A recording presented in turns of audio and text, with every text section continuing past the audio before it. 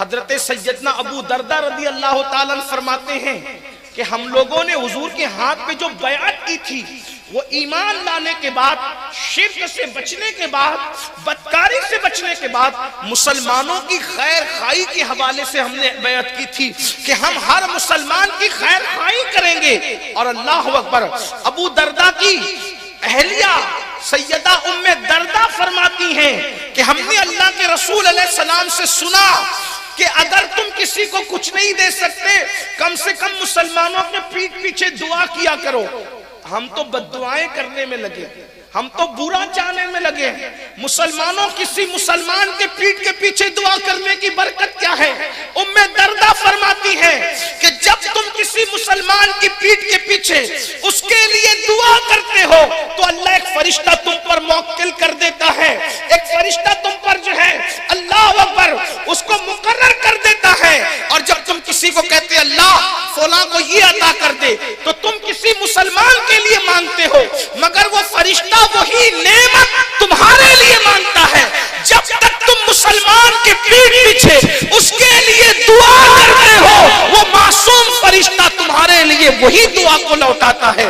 اب بتاؤ، وہ معصوم کی دعا اور ہم گنہگار کی دعا۔ پھر میرے آقا علیہ السلام کا ایک قول بیان کیا گیا کہ کسی مسلمان کے پیٹھ کے پیچھے دعا کرنا ایک اس کی دعا کو وہی تاثیر عطا کرتا ہے جو عرفات کے میدان میں حاجی کی دعا کو اللہ تاثیر عطا کرتا ہے۔ آپ دیکھو نا بھائیو، کتنی نفرتوں کا ماحول ہے۔ اقبال نے کہا تھا کہ یوں تو مرزا بھی ہو، سید بھی ہو، افغان بھی ہو، تم سبھی کچھ ہو، بتاؤ کہ مسلمان بھی ہو۔ نفرتیں ہیں، جھگڑے ہیں، اختلافات ہیں، اللہ اکبر خود غرضی کا ماحول ہے۔ کوئی مر رہا ہے تو اس کے جنازے میں جانے کی ہمیں توفیق نہیں ہے، جبکہ اللہ کے رسول علیہ السلام فرماتے ہیں مسلمانوں کے جنازے میں جایا کرو۔